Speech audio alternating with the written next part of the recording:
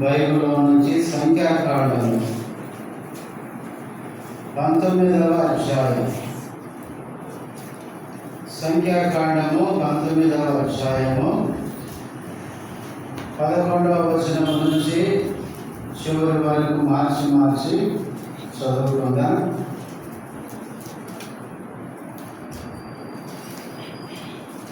ఏ నర శరీరమునైనను ముట్టినవాడు 7 దినములు అపవిత్రుడై ఉండును.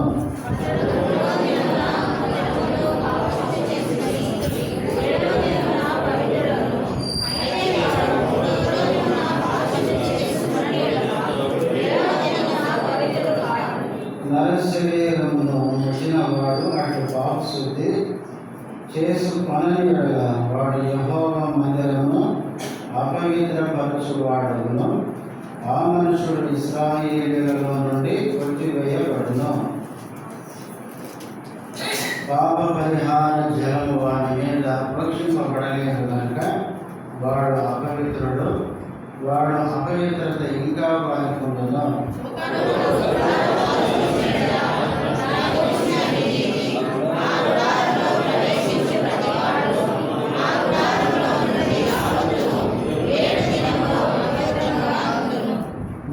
వేయబడక తెరిచి ఉన్న ప్రతి పాత్రయు అపవిత్రమగును.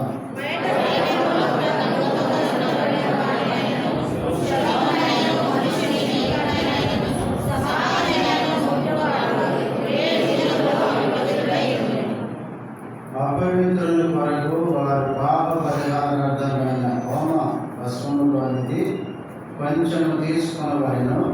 పాత్రలో వేయబడిన ఆ భస్మము మీద ఒకడు 6 నీళ్లు పోయవలెను.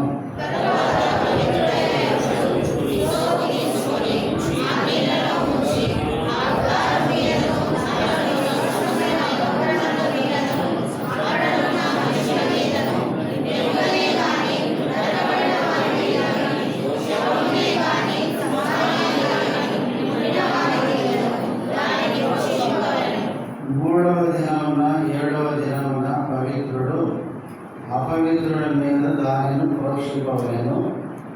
7వ దినమున వాడు పాపశుద్ధి చేసుకొని తన బట్టలు ఉదుకుకొని నీళ్లతో స్నానము చేసి సాయంకాలమున పవిత్రుడను.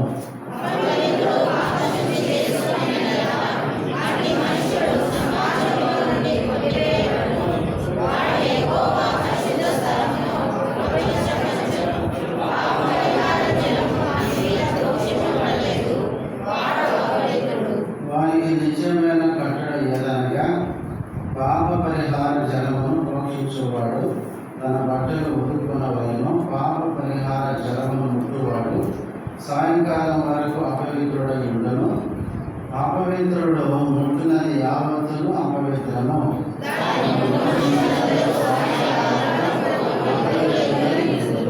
ప్రార్థన చేసుకుందాం.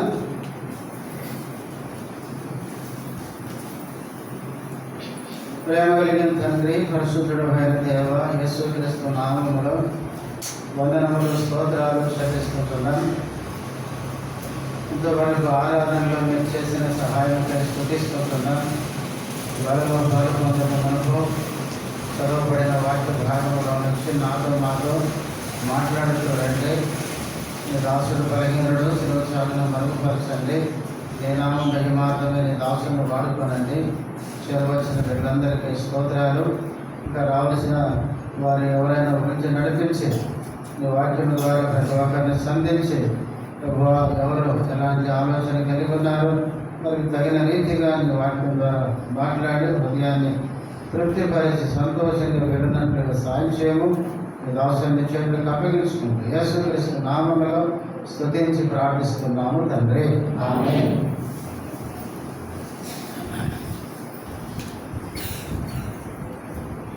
ఈ వారంలో నేను ఒక చోటికి వెళ్ళాను. ప్రార్థన కోసం ఒక చోటికి వెళ్ళాను. వెళ్తే అక్కడ ప్రార్థన చేసేటప్పుడు ఒక సహోదరుడు బిగ్గరగా ఎత్తున్నాడు. బిగ్గరగా ప్రార్థన ఎత్తి బిగ్గరగా ఎత్తిన వ్యక్తి మెల్లమెల్లగా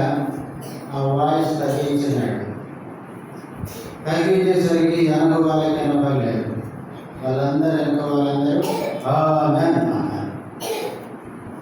ఆమెన్ అనగానే అరే ఏంటి నేను ఆపలేదు, వీళ్ళు ఆమెన్ చెప్పినారని మళ్ళీ వాయిస్ ఏం చేశాడు, పెంచినాడు. పెంచేసరికి అనుభవాలను కళ్ళు తెలిసి అయ్యా ఇంకా చేస్తున్నాడా అని కళ్ళు మూసుకున్నారు. తర్వాత ఈయన దగ్గరగా మళ్ళీ చేస్తూ కాసేపటికి ఈ శబ్దం వ్యాపిందంటే మెల్లగా మళ్ళీ తగ్గింది. తగ్గగానే పక్కనే ఉన్న నేను ఆమెన్ అని చెప్పాను. ఆమెన్ అని చెప్పగానే ఇప్పుడు ఆయన అనుకున్నాడు పక్కన ఉన్నారు కూడా పడతలేవా అని మళ్ళీ వేసాడు. తర్వాత ఆయన ప్రార్థన చేసి లాస్ట్లో ఆయనే ఆమెన్ అని చెప్పుకున్నాడు. ఎవరు చెప్పలేదు. ఎందుకు? ఆయన ఎంతసేపు చేసిండో ఎవరికి వినపడలేదు. దేవుని మందిరంలో ప్రార్థన చేసినా ఆరాధన చేసినా ఎట్లా చేయాలి చెప్పండి?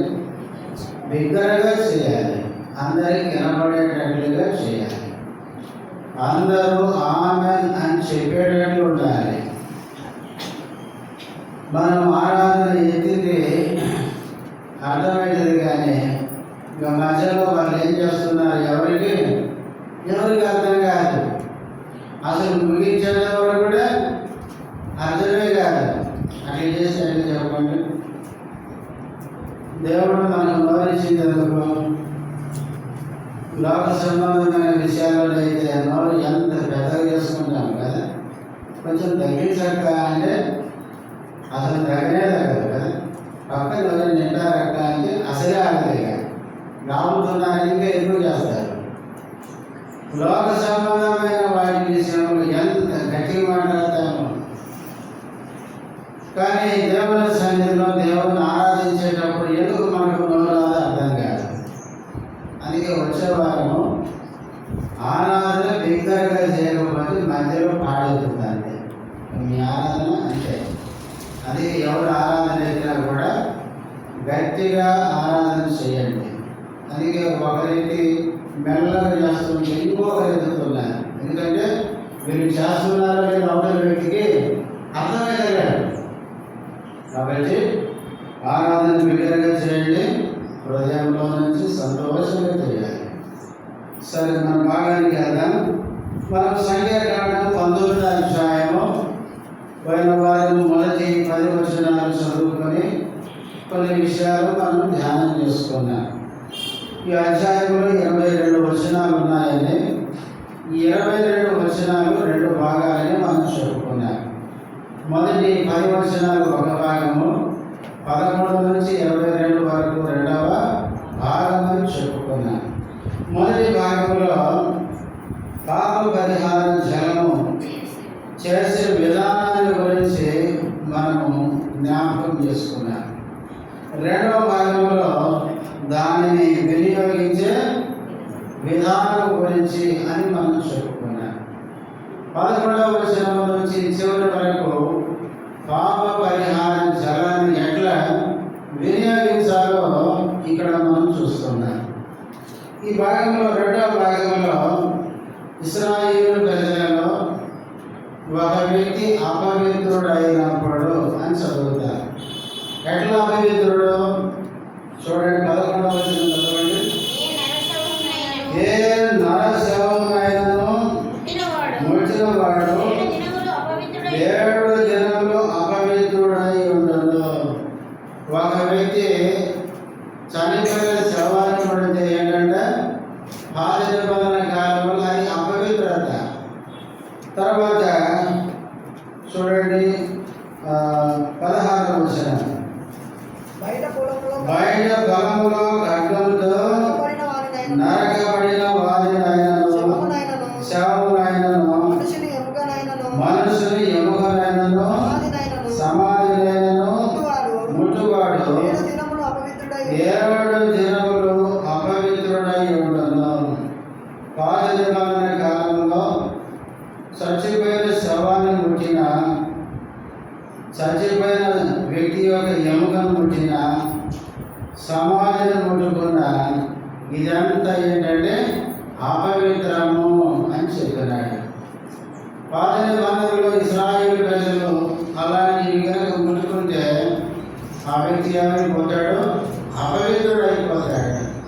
అయితే కొత్త నిబంధనకు వస్తే మనిషిని ఎట్లా అపవిత్రం చేస్తుంది అంటే చూడండి, యేసు ప్రభువే చెప్పినాడు మానవుడు ఎట్లా అపవిత్రుడు అవుతున్నాడో మనం చదువుతాం. మార్కు సువార్త 7వ అధ్యాయం. మార్కు సువార్త 7వ అధ్యాయం 21వ వచనం నుంచి లోపల నుండి అనగా లేకపోతే 19 నుంచి చదవండి. అది వారి హృదయంలో ప్రవేశింపక కడుపులోనే ప్రవేశించి బహిర్భూమిలో విడవబడును. ఇట్లు అది భోజన పదార్థములన్నిటినీ అంటే ఒక మనిషి నోటిలోనికి పంపించే దాని ద్వారా మనిషి ఏగాడు అపవిత్రుడు కాదు. ఇక్కడ ఎందుకు ఈ మాట వేసుకోవడం చెప్తున్నాడంటే యేసు ప్రభు శిష్యులు చేతులు కడుక్కోకుండా ఏం చేస్తున్నారు? భోజనం చేస్తున్నారు. అది శాస్త్రులు చూసినారు. వాళ్ళు శాస్త్రులు పరిచయం చూసి నీ శిష్యులు ఏదైతే చేతులు కడుక్కోకుండా భోజనం చేస్తున్నారే అని అడిగినారు. అంటే యూదులకు ఒక ఆచారం ఉంది. భోజనం చేసేటప్పుడు వాళ్ళు ఖచ్చితంగా ఏం కడుక్కుంటారు? చేతులు కడుక్కుంటారు. చేతులు కడుక్కోవడం మంచిదే, కానీ ఇది ఒక ఆచారం అని చెప్పడం మంచిది కాదు కదా. ఒకవేళ ఎక్కడ నీళ్ళు దొరకవు, ఆకలి అవుతుంది, ఇప్పుడు తినడం అంటే చేతులు కడుక్కొని తింటే మంచిదే. ఎందుకంటే చేతులు కొన్న క్రియలు కడుపులోకి పోయి ఎలాంటి హాని జరగకుండా ఉండడానికి. కానీ చేతులు కడుక్కోకుండా తింటే అపవిత్రము అనేది వాళ్ళ యొక్క ఆలోచన. అందుకనే నీ శిష్యులు చేతులు కడుక్కోకుండా భోజనం చేస్తున్నారే అని వాళ్ళు ప్రశ్నించినప్పుడు అప్పుడు యేసు చెప్పినాడు, మనుషుడు నోటి ద్వారా లోపలికి పంపించేది మనిషినే చేయదు, అపవిత్రపరచదు అని చెబుతూ ఇప్పుడు కింద చదవండి. మనుషుని లోపల నుండి బయలువెళ్ళునది మనుషుని అపవిత్రపరచును. లోపల నుండి అనగా మనుషుల హృదయంలో నుండి దురాలోచనలను, జారత్వములను, దొంగతనములను, నరహత్యలను, వ్యభిచారములను, లోపములను, చెడుతనములను, కృత్రిమములను, కామ వికారమును, మత్సరమును, దేవదూషణయు, అహంభావమును. ఇవన్నీ ఎక్కడి నుంచి వస్తాయి? మనుషుని లోపల నుంచి వస్తాయి. సాధారణంగా మనుషులు ఏమనుకుంటారంటే పైకి చేసేదాన్ని బట్టి ఈ వ్యక్తి అపవిత్రుడు, పాపి అనుకుంటారు. కానీ చెయ్యకముందే ఎక్కడున్నాయి? ఇవి లోపల ఉన్నాయి.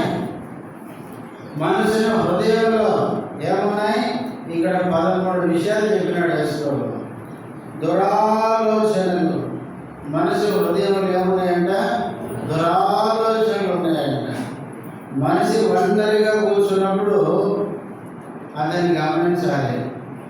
ఏంటి? చెడ్డ ఆలోచనలు చేస్తాడు. తర్వాత జారత్వములతో, జారత్వములు అంటే వ్యభిచారానికి జారత్వానికి కొంచెమే తేడా. ఏంటి తేడా అంటే వివాహం కాకముందు చేసేది జారత్వము, వివాహం అయిన తర్వాత చేసేది వ్యభిచారం. అంటే తేడా. రెండు ఒకటే, కానీ పదాలు వేరు కొంచెం. కాబట్టి జారత్వములు, తర్వాత దొంగతనములను. దొంగతనం అంటే సాధారణంగా మనం ఏమనుకుంటామంటే ఒక ఇంటికి వెళ్ళి వాళ్ళకి చెప్పకుండా వాళ్ళ ఇంట్లో ఏదైనా ఎత్తుకొని వచ్చామనుకోండి, దాన్ని ఏమంటారు? దొంగతనం అంటారు. కానీ బైబిల్లో పొరుగు వారిని ఆశించడమే అది హృదయంలో దొంగిలించినట్టు, దొంగతనం చేసినట్టు. మనకి బైబిల్లో ఏముందంటే నీ పొరుగు వారి ఏది ఆశించకూడదు అని ఉంది. పొరుగు వారి ఏది కూడా మనం ఆశించకూడదు. ఆశిస్తే ఏమవుతుంది? మన హృదయంలో దొంగతనం చేసినట్టే. అందుకే దొంగకూడదు అని బైబిల్లో ఉంది. దొంగతనం, తర్వాత నరహత్యలు. నరహత్య అంటే మన దృష్టి ఏంటంటే ఒక ఆయుధం తీసుకొని ఒక వ్యక్తి మీద పడి అతన్ని పొడిచో నరికో చంపడం.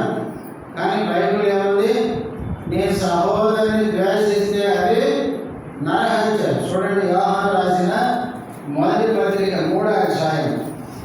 యోహాను ఈ మాట చెప్పాడు. నరహత్య అనే మాటకి చక్కగా అక్కడ చెప్తాడు ఆ మాట. యోహాను రాసిన మొదటి పత్రిక 3వ అధ్యాయం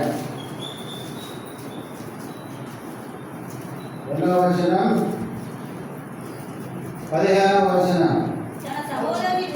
తన సహోదరుని ద్వేషించువాడు నరహంతకుడు. ఏ నరహంతకుని యందు నిత్య జీవం ఉండదని. సహోదరుని సంపాదించిన అవసరం లేదు. సహోదరుని ద్వేషిస్తేనే. మనం ఎంతమందిని ద్వేషించడం లేదు కదా, ఎంతమందిని. కాబట్టి సహోదరుని ద్వేషించడమే నరహత్య. నరహత్యలు, తర్వాత వ్యభిచారములను. ఈ వ్యభిచారం అనే మాట కూడా మత్తయి సువార్త 5వ అధ్యాయంలో చెప్తాడు. కొండ మీద ప్రసంగంలో ఒక స్త్రీని మోహపు చూపు చూసినప్పుడే హృదయం ఏం చేసినట్ట?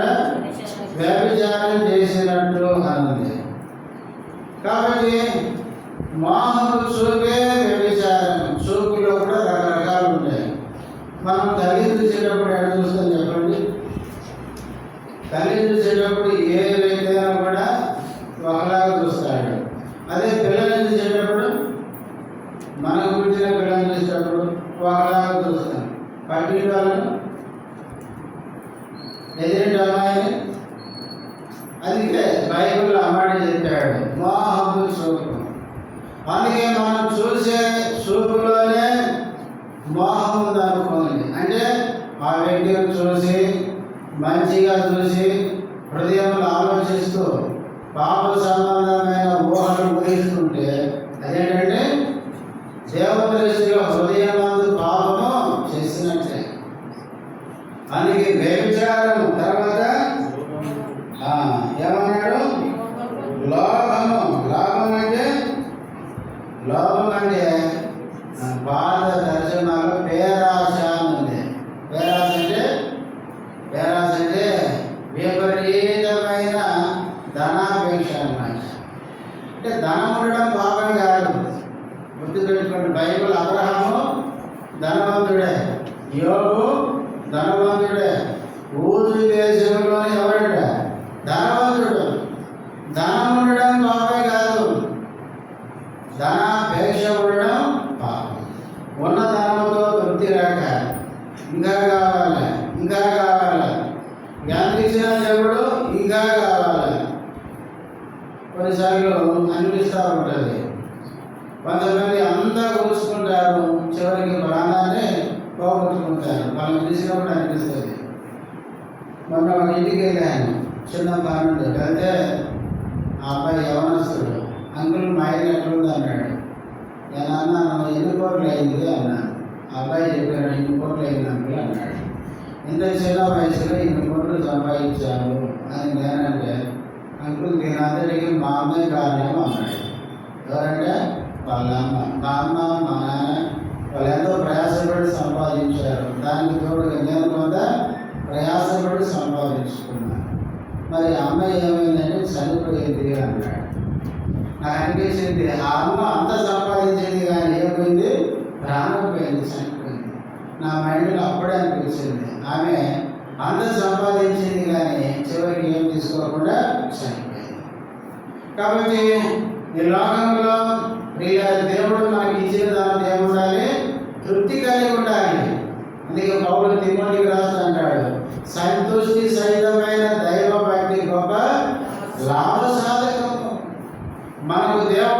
వాటితో తృప్తి చెందుకుండాలి. కానీ కొంతమందికి ఏముండదు చెప్పండి, కొంతమందికి అసలు తృప్తి, అసలు దేని మీద కూడా అంత ఎక్కువ ఆశ పెట్టుకోకూడదు. గుర్తుపెట్టుకోండి, దేని మీద కూడా ఈ భూ సంబంధమైన వాటిలో దేని మీద కూడా అంత ఎక్కువ ఆశ పెట్టుకోకూడదు. చాలాసార్లు మనము ఎంత ఆశ అంటే అంత ఆశ పెట్టుకుంటాం. దేనైనా ఎక్కువగా మనం ఆశ పెట్టుకొని ప్రయాణిస్తామో అది ఒక్కసారి పోయిందనుకోండి, ఏమైందని చెప్పండి. ఇప్పుడు బంగారం అంటే బాగా ఆశ అంటే మనకు దాన్ని ఏం చేశాము, కష్టపడి కూడబెట్టి ఇంకా కావాలి కూడబెట్టి కొంత పెద్ద మూట కూడా పెట్టుకున్నాను. ఇందులో మనకు ఒక ఫంక్షన్ ఊరికి వెళ్తే దొంగలిస్తే ఎత్తుకుపోయారు. ఏమైంది, అది ఎత్తుకుపోయినా తెలిసిన మనకేమైంది, పిక్చర్ అంటే ఏం ఆలోచిస్తామంటే బాగానే ఉన్నదంతా బాగానే అని చివరికి ఏమైపోతామంటే పిచ్చోళం అయిపోతా.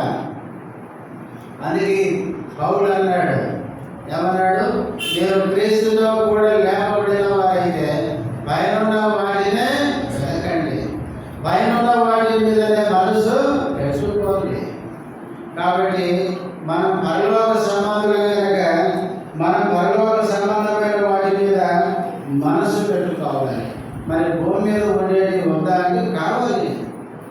అందుకే బైబిల్లో ఉంది, ధనము అన్నిటికీ అవసరం ఉంది. డబ్బు ఉండాలి, ఇల్లు ఉండాలి, ఉద్యోగం ఉండాలి, మంచిదే. కానీ అవే మనకు ఏం కాకూడదు, అవే మనకు సర్వస్వం కాకూడదు.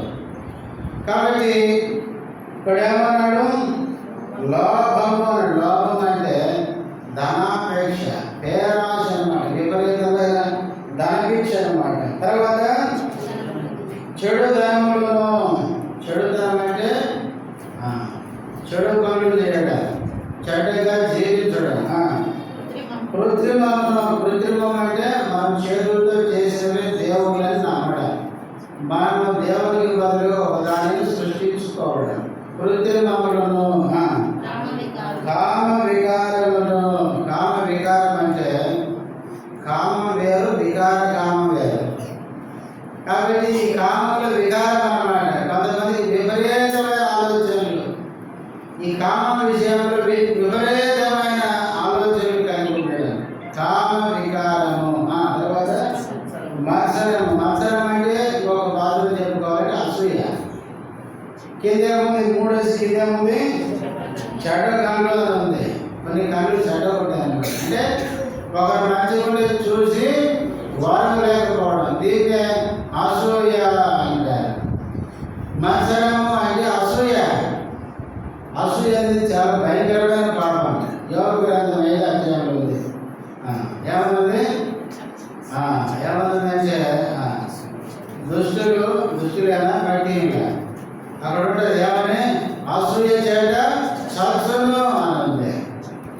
బైబిల్లో అసూయ పడిన వాళ్ళందరూ ఏమైనారు, నష్టపోయినారు. కాబట్టి అసూయ మంచిది కాదు. అసూయ లేక మత్సరం. తర్వాత దేవదూషణ. కొన్నిసార్లు మనం దేవుడిని దూషిస్తాం కదా, మనం కష్టాలు రాకుంటే దేవుడికి స్తోత్రం అంటాం. అయ్యే కనుక బాగా కష్టాలు వచ్చినాయి అనుకోండి, ఏమంటాం, అసలు ఈయన నన్ను ఎందుకు పుట్టించిండో అంటాం. పుట్టించిన కానీ మొదలుపెడతాం. కానీ దేవుడిని ఎన్ని మాటలు అంటాము, దేవుడు నన్ను సంపేస్తే బాగుండు, ఆ దేవునికి నా మీద ఏం లేదు, దయా జాలి లేదు అంటే దేవుడిని ఒక రకంగా దూషిస్తాం. దేవుడు మంచివాడు కాదన్నట్టు మాట్లాడతాను.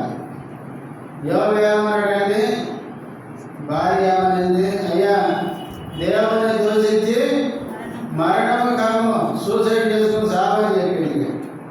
అయితే ఆయన అన్నాడు, ఇచ్చిదానా, దేవుడు నేను చేసినప్పుడు దేవుడా, కీడు చేసినప్పుడు దేవుడు మంచివాడు కాదా? కాబట్టి దేవుడు మంచివాడే అని దేవుడిని స్తుతించినాడు. మనం దేవుని దూషించకూడదు. దేవదూషణ పాత నిబంధనలో దేవుని దూషిస్తే ఏమన్నట్టు వాళ్ళు రాళ్ళు తీసుకొని చంపాలి. కాబట్టి దేవదూషణ. తర్వాత అహంభావం, దీన్ని మరో చెప్పుకోవాలంటే గర్వం. కొంతమందికి ఏమి లేనప్పుడు మంచిగా ఉంటారు, అన్నీ వచ్చింది అనుకోండి కళ్ళు నేర్చుకెక్కినాడు చూడండి. గర్వం, అహం. కాబట్టి గర్వం అనేది బైబిల్లో నాశనానికి ముందు గర్వం నడుచును, పడిపోవడానికి ముందు అహంకారమైన మనసు నడుచును. ఒక వ్యక్తి జీవితంలో గర్వం వచ్చింది అంటే ఆ జీవితం ఏమవుతుంది? పతనానికి దారి తీస్తుంది. కనుక గర్వం అనేది మంచిది కాదు. అహంభావము, అవివేకము. అవివేకం అంటే మూర్ఖత్వం. కొంతమంది ఉంటారు అన్ని తిక్కగా మాట్లాడతారు. తిక్కగా అంటే వాళ్ళు అవివేకం అంటే మూర్ఖత్వం. మనం చెప్పింది వాళ్ళు ఏదైనా మంచిది మాట్లాడతారన్నమాట. ఇదే అవివేకం అంటే మూర్ఖత్వం. కాబట్టి ఇవన్నీ ఎక్కడి నుంచి వస్తాయండి? మనుషుని యొక్క హృదయంలో నుండి. అంటే ఇవన్నీ లోపల నుంచి వచ్చి 23వ వచనం, ఈ చెడ్డవన్నీ లోపల నుండి బయలుదేరి మనుషుని అపవిత్రపరచుదని. మనుషుని అపవిత్రపరిచేది ఏదంటే మనుషుని లోపల నుంచి వచ్చేది. అంటే అపవిత్రత అంతా ఎవరిది చెప్పండి? మనుషుని లోపల ఉంది. అది ఆదికాండం 8వ అధ్యాయంలో దేవుడు అనుకున్నాడంట, నరుల హృదయాలోచన బాల్యం నుండే చెడ్డది. మనిషిని యొక్క హృదయాలోచన చిన్నప్పటి నుంచి బాల్యం నుండే చెడ్డది. అందుకనే ఇర్మియా 17:9 కూడా మనం చదువుతాం, హృదయం అన్నిటికంటే మోసకరమైనది, అది ఘోరమైన వ్యాధి కలిగి, దానిని గ్రహింపగలవాడు ఎవడు? మానవుని యొక్క హృదయంలో చెడిపోయింది, పైన కాదు. మనిషి పైకి ఎన్నేసుకున్నా కూడా ఏమంటారు? లోపల బతికి చెడిపోయి పైన అలంకరించుకుంటే ఏం లాభం?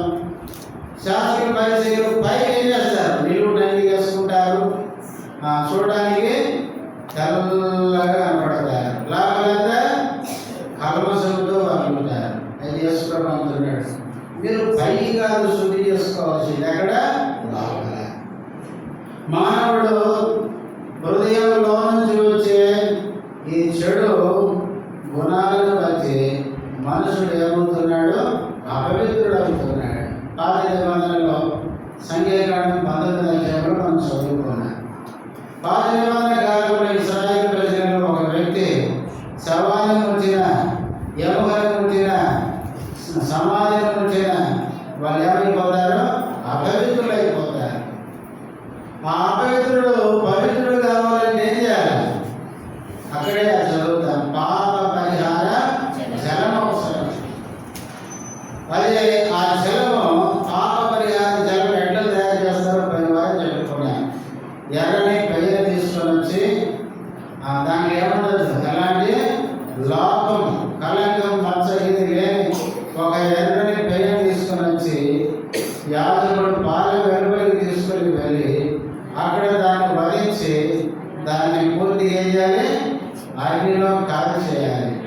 కాల్చిన తర్వాత ఆ బూడిదని ఏం చేయాలి? అది భద్రం చేయాలి. ఆ బూడిదను ఒక పాత్రలోకి తీసుకొని పారుచున్న జలం తెచ్చి ఆ పాత్రలో ఉన్న బూడిదను పోస్తే ఇప్పుడు ఇదేమవుతుందంటే పవిత్ర జలం, పాప పరిహార జలం. ఎవరైతే శవాన్ని ముట్టి, ఎముకను ముట్టి, సమాధిని ముట్టి, ఇంకా వేరే వేరే విధానాలు అపవిత్రుడు అయినాడు అనుకోండి, అతని మీద ఈ పాప పరిహారం జలం ప్రోక్షిస్తే అతను ఏమవుతాడు? పవిత్రుడైపోతాడు. అట్లాగే ఈ మానవుడు ఏమైపోయాడంటే అపవిత్రుడైపోయినాడు. ఎట్లయినాడంటే యశ్వరుడు అయిపోయినాడు. లోపల నుంచి గుణాలను వచ్చి మనసుని ఏం చేసినాయి? అపవిత్రునిగా చేసినాయి. మరి ఈ మనుషుడు పవిత్రుడు కావాలంటే, పాత నిబంధనలో పవిత్రుడు కావాలంటే పాప పరిహార జలం దేవుడు ఏర్పాటు చేసినాడు. మానవుడు లోపల నుంచి అపవిత్రుడు అయిపోయినాడు. ఈ మనిషి పవిత్రుడు కావాలంటే ఎట్లవుతాడు? చూడండి, యోగ గ్రంథం 15వ అధ్యాయం 15వ వచనం నుంచి ఆలోచించును. ఆయన తన దూతల యందు నమ్మిక ఉంచాడు. ఆకాశ వైశాల్యము ఆయన దృష్టికి పవిత్రము కాదు.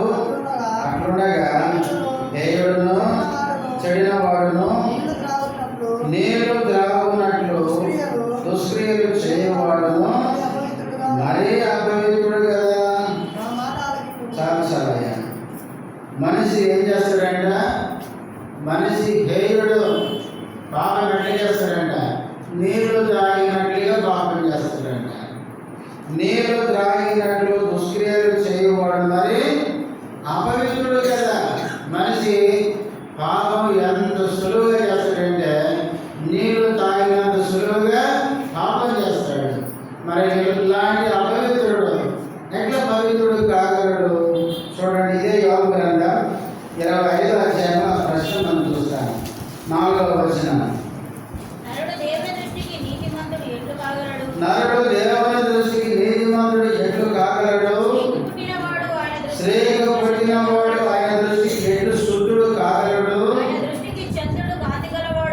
చాలే 4వ వచనంలో ఏమంటున్నాడంటే, నరుడు దేవుని దృష్టికి నీతిమంతుడు ఎట్లు కాగలడు?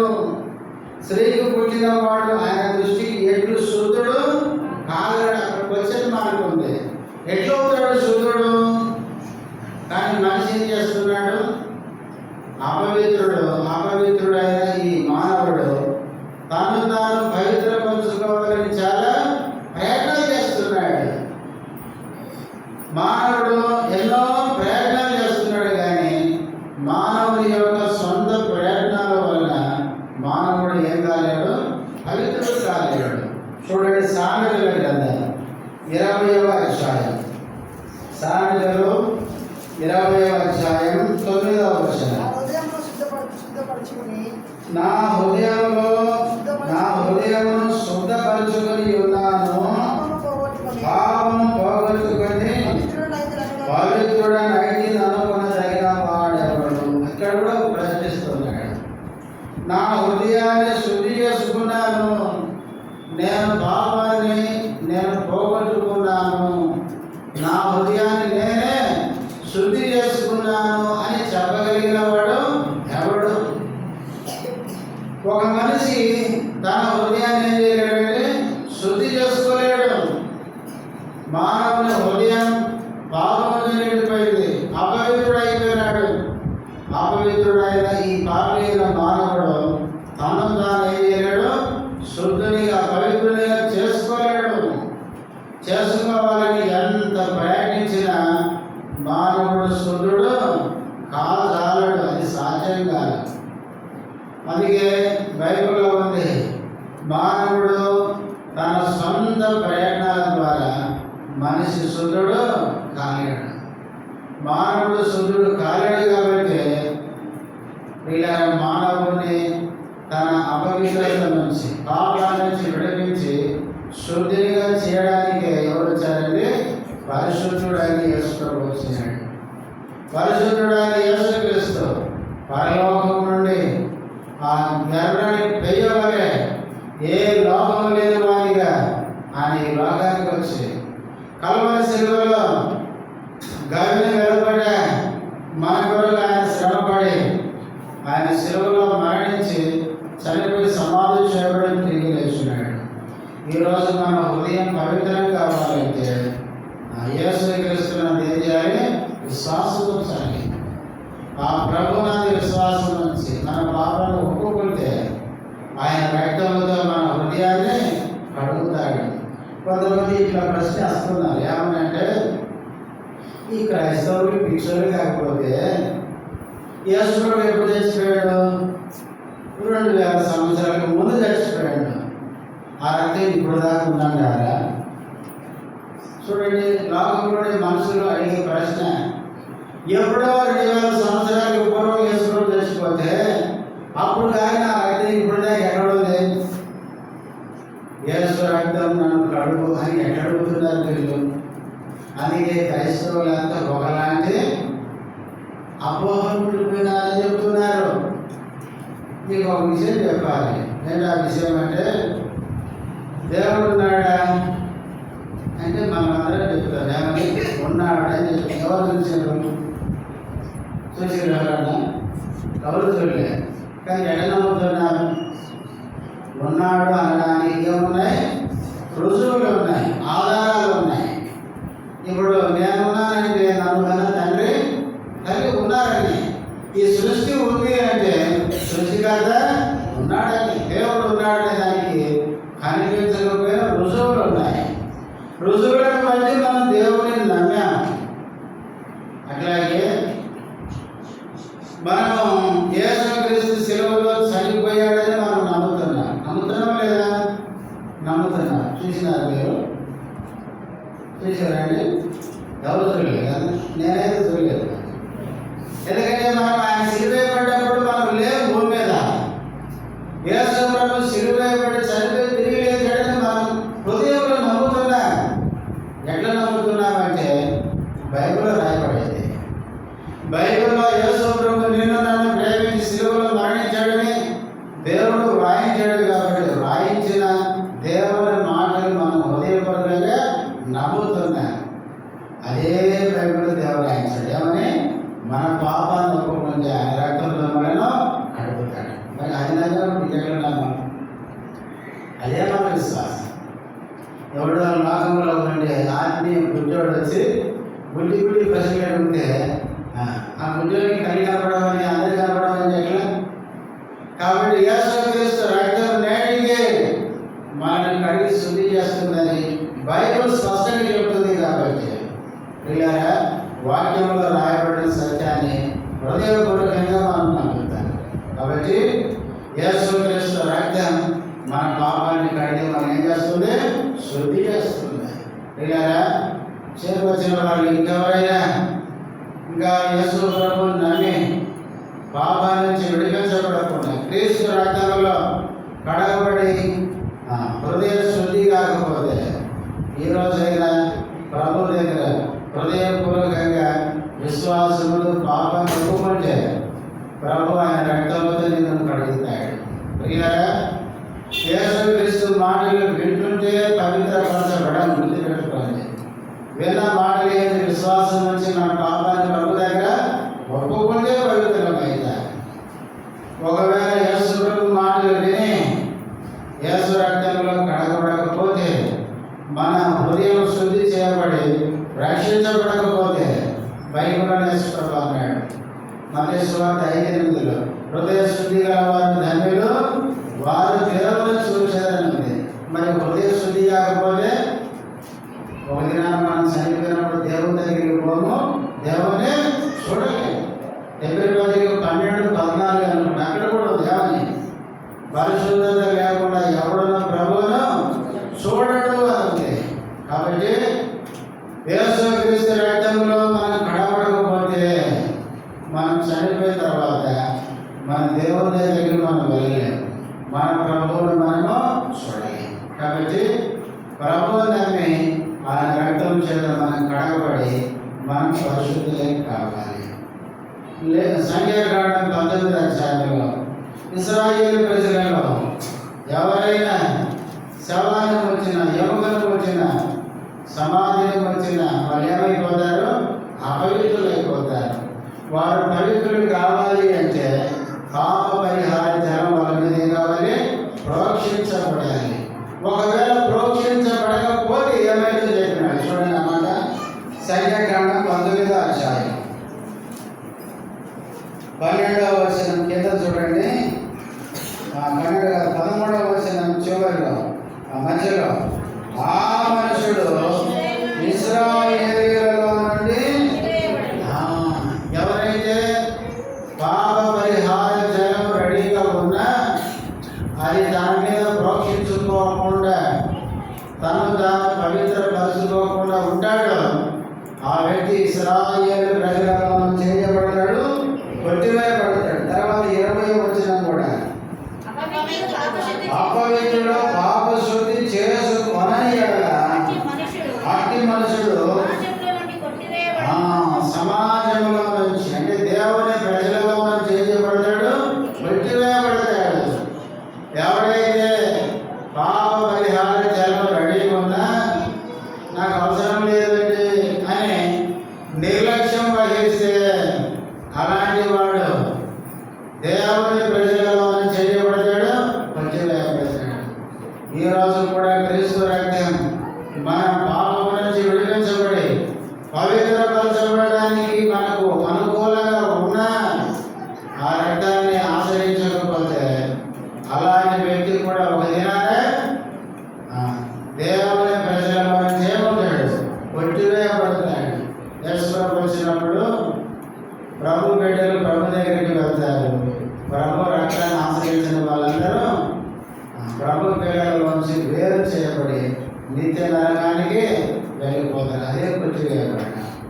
కాబట్టి ప్రభువును నమ్మి రక్తంలో కడగబడకపోతే మనం ఒక దినాన ప్రభువు పిల్లలు వెళ్ళే స్థలానికి మనము వెళ్ళలేము. సరే, తర్వాత ఎవరైతే ఇశ్రాయేలు ప్రజలు అపవిత్రపరచబడి పాప పరిహార జన్మ దేవుడు ఏర్పాటు చేసిన తను తాను పవిత్రపరచుకోలేదు అనుకోండి, అది వాడు దేవుని మందిరానికి వెళ్తే మందిరం కూడా ఏమైందండి? అది ఆ మాట చూడండి కదా, 13వ వచనం చదవండి. నరశవమును ముట్టిన వాడు అట్లు పాప శుద్ధి చేసుకొనని యెడల వీడు మందిరానికి పోతాడంటే మందిరం ఏమైతే మందిరం కూడా అపవిత్రం అయిపోద్ది. అట్లాగే 20వ వచనం కూడా చదవండి. అపవిత్రుడు పాప శుద్ధి చేసుకొనని యెడల అట్టి మనుషుడు సమాజంలో నుండి కొట్టివేయబడును. యెహోవా పరిశుద్ధ స్థలాన్ని ఏం చేస్తాడంటే వీడు ఈనాడు వాళ్ళే చేసేది మందిరాన్ని అపవిత్రం. ఈ రోజుల్లో మందిరాల్లో అపవిత్రమైన కార్యం ఎవరైనా చేసేది ఇట్లా పవిత్రం చేసుకొని వాళ్ళే. ఎవరైతే ప్రభువుని నమ్మారో ఆయన రక్తం చేత కడగబడి ప్రభు రక్షణ పొందారో వాళ్ళకి ఏముంటుందండి? దేవుని భయం ఉంటుంది. దేవుని వాక్యాన్ని చదివినప్పుడు విన్నప్పుడు ఏముంటుంది? దైవికమైన భయం కలుగుతుంది. దేవుడు బైబిల్లో ఇలా సెలవిస్తే నేను ఇలా చేస్తున్నానే అన్న భయం ఉంటుంది. మందిరానికి వస్తూ కూడా ఇష్టం వచ్చినట్టు ప్రవర్తిస్తున్నారంటే అర్థమేంటి? వాళ్ళు ఇంకా అయ్యలేదండి. వారు యేసు రక్తంలో కడగబడి తమను తాము ఏం చేసుకోలేదు? పవిత్రులుగా చేసుకోలేదు. అట్లా అపవిత్రుడు దేవుని మందిరానికి వస్తే మందిరం కూడా ఏమైపోతుంది? మందిరం కూడా అపవిత్రమైంది. ఎందుకో తెలుసా? వాడు మందిరానికి వస్తే వాళ్ళు ఏముంది? పాపం ఉంది. పాపం మనలో ఉంది అంటే ఎక్కడ గుర్తు పెట్టుకోండి, సాతానుకు తలుపులు తెలిసి ఉంది అని. అంతేనండి. బైబిల్లో పౌలు అదే చెప్పినాడు. ఎఫెసీ పత్రిక 4వ అధ్యాయంలో ఏం చెప్పాడంటే ఏమంటాడు? మీరు ఒకరిలో ఒకడు అబద్ధమాడకుడి అంటాడు. తర్వాత వచ్చినప్పుడు అంటాడు మీరు కోపపడుడి కానీ పాపము చేయకుడి అని. ఈ కోపము ఎంతవరకు ఉండాలి? సూర్యుడు అస్తమించే వరకు అది ఉండకూడదు అంటాడు. ఒకవేళ ఆ కోపం అట్లే ఉంచుకుంటే తర్వాత వచనంలో ఉంటుంది అపవాదికి చోటు ఇవ్వబడి. అంటే పౌలు ఏం చెప్తున్నాడంటే మనం ఎప్పుడైతే పాపానికి చోటు ఇస్తామో అక్కడ సాతానికి ఏముంటుందంటే చోటు దొరికినట్టు. ఒకడు అపవిత్రుడు మందిరంలో ప్రవేశించాడంటే వాని ద్వారా సంఘంలోకి ఎవరు ప్రవేశించినట్టు? సాతానుడు ప్రవేశించినట్టు. వాని ద్వారా సంఘాలు ఏం చేస్తాడు? సాతానుడు పనిచేసి సంఘమంతా ఏం చేస్తాడు? అపవిత్రం చేస్తాడు. అందుకనే మనం చాలాసార్లు అనుకుంటాం, ఏమనుకుంటాం? నేను ఒకనే కదా అపవిత్రుడు, నువ్వు ఒకటిగా సంఘానికి గుర్తుపెట్టుకోండి. సంఘం అంటే బాగుందా? సంఘంలో ఒకడు చెడ్డోడు ఉన్నాడు అనుకోండి, ఒకసారి ఒకడు చాలు కదా. అందుకే కొన్ని సంఘాలు కూడా పౌలు రాస్తూ అంటాడు ఏమని? కొంచెం పులిపెట్టి పాపాన్ని ఏం చేస్తుంది? పులేయడం. కొరింథీ సంఘంలో జాగ్రత్తగానే పాపం ఒకడు చేస్తున్నాడని ఉంది 5వ అధ్యాయంలో. కొరింథీ మొదటి పత్రిక 5వ అధ్యాయంలో ఒకడు తన తండ్రి భార్యను ఉంచుకున్నాడట అన్నాడు. ఇది ఆజ్ఞలో కూడా ఇట్లాంటి కార్యము జరగదు అన్నాడు అని ఈ పాపాన్ని ఉంచుకొని మీరు అతిశయపడ జాగదు అన్నాడు. అంటూ కింద చెప్తాడు అన్నమాట. పులిసిన పిండి కొంచెమైనా ఆ పులిసిన కొంచెం పిండి ముద్దంతా పులిచేస్తుంది. ఈ ఒకడే మీరు సైలెంట్ ఉంటే చివరికి ఏమైంది? వారి ద్వారా ఈ ముద్దలాగా పవిత్రమైన ముద్దలాగా ఉన్న సంఘము పులిసిపోయి అపవిత్రమైపోయింది. కాబట్టి దేవుని సంఘాలలో, దేవుని మందిరాల్లో మందిరానికి వచ్చే ప్రతి వ్యక్తి ఏం కావాలంటే యేసుప్రభువుని నమ్మాలి. యేసు రక్తంలో కడగబడాలి, రక్షించబడి పవిత్రులై ప్రభువుని నమ్మిన తర్వాత మనం ప్రభు వచ్చే నాటికి ప్రభు కొరకు ఎదురు చూస్తూ దినదినం మన పరిశుద్ధతను ఏం చేసుకోవాలి?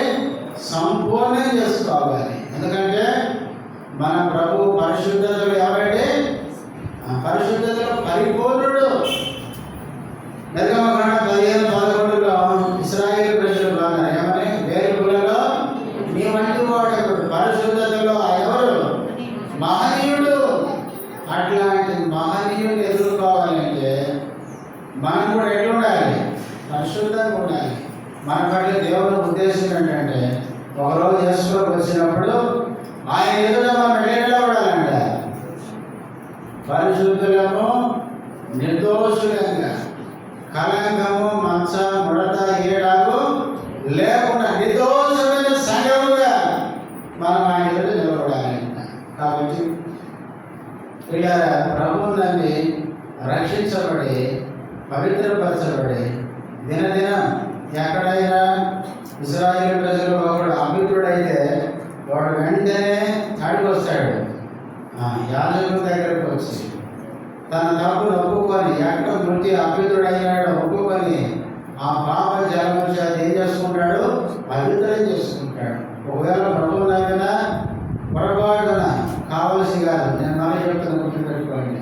కొంతమంది కావలసి వాంటెడ్గా కొంతమంది పాపం ఎట్లా చేస్తారంటే ఇష్టపూర్తిగా చేస్తారు. ఇష్టపూర్తిగా పాపం చేసేవాడు విశ్వాసం ఎట్లా ఉంటాడు? అందుకే మనం గుర్తుపెట్టుకోవాలి, నిజమైన విశ్వాసి నిజంగా కావలసి చూస్తూ పాపం చేయలేడు. పొరపాటున అన్నందుకు పర్మిషన్ దొరికేది అనుకోకండి. ఒకటి మనం ఎప్పుడు గుర్తుపెట్టుకోవాలి, పాపం అనేది మనం చేసేది కొంతసేపే, దాని పర్యావసరం ఎంతసేపు నువ్వు బ్రతికినంతకాలం గుర్తుపెట్టుకోవాలి. పాపాన్ని ఎప్పుడు మనం తక్కువగా అంచనా వేయద్దు. నేను చెప్పాను, నీకు గుర్తుందో లేదో, దావీదు దశవాది ఎంత పాపం చేసింటాడు చెప్పండి? కొంచెం సేపు. తర్వాత నాదాన ప్రవక్త వచ్చి ఏం చెప్పాడు? నీ జీవిత కాలం అంతా నీకు యుద్ధమే అన్నాడు. అంటే జీవిత కాలం అంతా ఈ పాపం యొక్క ప్రభావం కింద నలిగిపోవాలి, పాపం యొక్క ఫలితాన్ని అనుభవించాలి. అందుకే ఒక సేవకుడు అన్నాడు, పాపం చేసేటప్పుడు మనిషికి తీయగా ఉంటుంది, పాప ఫలితాన్ని అనుభవించేటప్పుడు అది భయంకరమైన చేదు అన్నాడు. అందుకనే పాపాన్ని అంత ఈజీగా తీసుకోకండి. పాపము నువ్వు చేస్తే నీకు శిక్ష, నీకే కాదు నీ పిల్లలు కూడా దాని ప్రభావం వాళ్ళ మీద పడుతుంది. గుర్తుపెట్టుకోండి, బైబిల్ ఆదాము పాపం చేశాడు, ఆ పాపం ఎవరి మీద పడింది? నేటికి మన మీద ఆ ప్రభావం ఉంది. అంతేకాదు ఆదాము పాపం చేశాడు, ఒకడు పాపం చేస్తే ఇశ్రాయేలు ప్రజలు చాలా మంది తెచ్చుకున్నారు, అందరి మీద పడింది ప్రభావం. గెహాజీ అబద్ధం చెప్పి ఆ బహుమతి నయమాన్ దగ్గర తెచ్చుకున్నాడు, ఒక్కడు చేస్తే పుస్తకాలు ఒకరికే కాదు ఇంటి వారందరికీ వచ్చింది, ఇంటి వారి మీద కూడా పడింది. గుర్తుపెట్టుకోండి, పాపము చేస్తే నీకు ఒకరికే కాదు, మన ఇంటికి, మన పిల్లలకి, మన కుటుంబంలో ఎంత కాలం వస్తుందని. అందుకని పాపాన్ని తక్కువగా తీసుకోవాలి.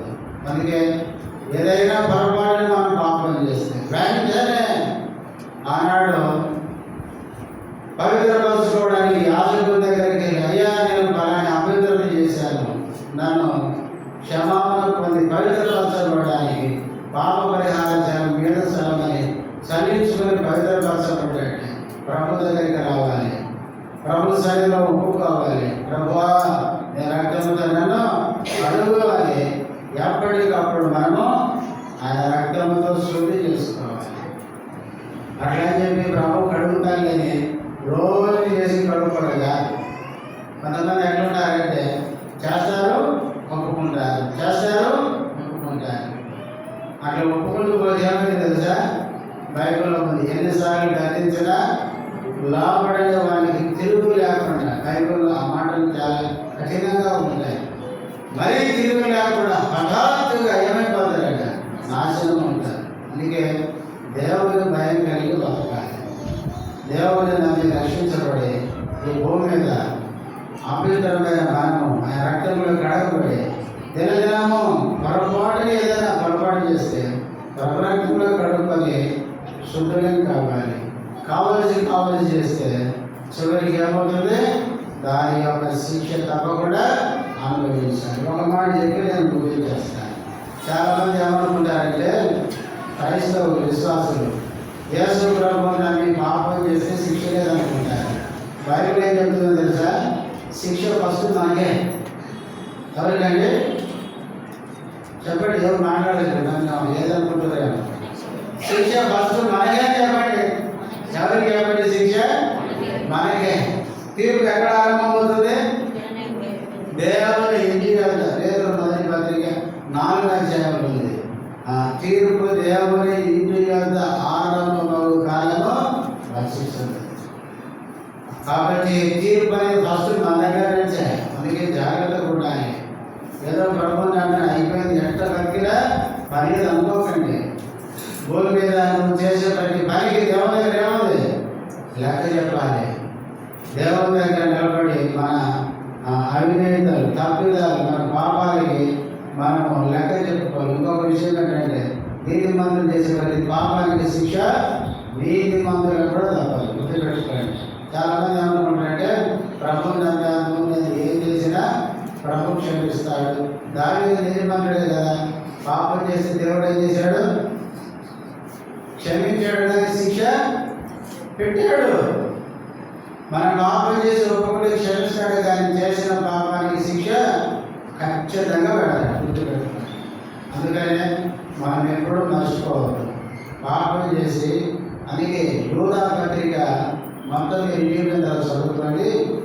ఆ పత్రికలో అది ఎందుకు రాయబడిందంటే చివరి దినాల్లో కొంతమంది తప్పుడు బోధకులు చెప్తారు ఏమని, దేవుడు కృపగలవాడు, మనం పాపం చేసి ఒప్పుకుండా క్షమించే దేవుడు కనుక మనము ఎన్ని పాపాలు చేసి ప్రభు దగ్గరికి వచ్చిన ఆయన క్షమిస్తాడు అనుకునే అలా బోధించే తప్పుడు బోధకులు తెలుసుకోవాలని యూదా పత్రిక రాసినాడు. ఏమని, ఒక వ్యక్తి పాపం చేస్తే తప్పకుండా శిక్ష ఉంది అనడానికి. అందుకే బైబిల్లో ఇశ్రాయేలు ప్రజలు పాపం చేస్తే దేవుడు విడిచిపెట్టలేదు. సొదొమ గొమొర్రా పట్టణస్థులు పాపం చేస్తే విడిచిపెట్టలేదు. దేవదూతలు పాపం చేస్తే విడిచిపెట్టలేదు. నువ్వు పాపం చేస్తే నేను నన్ను కూడా వదిలిపెట్టాడు. గుర్తుపెట్టుకోండి. పాపం విషయంలో దేవుడు ఎప్పుడు కూడా సహించాడు. అందుకే ఆయన నీతిని ప్రేమిస్తాడు కానీ దుర్నీతిని అన్నాడు ప్రేమించాడు. కాబట్టి బలలో పాల్గొనక వరకు ఒకసారి పరీక్షించుకుందాం. మనం ఎక్కడైనా పొరపాటు చేసి మనం అభివృద్ధిలోనే ఉంటే